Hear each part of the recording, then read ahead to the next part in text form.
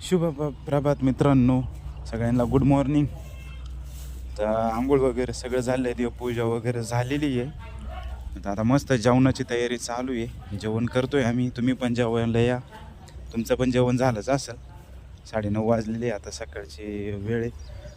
आमची सगुणा पण चारा वगैरे खाऊ राहिली, म्हणजे ती पण जेवणच करू राहिली. सगुणीच्या आईला पण वडिलांनी घास वगैरे टाकलेला आहे, तिचा पण चारा खायचं काम चालू आहे. जेवणामध्ये मस्त दूध वगैरे, बिस्किट,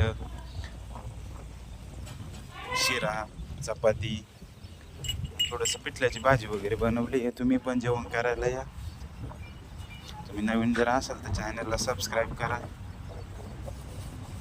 जय हिंद.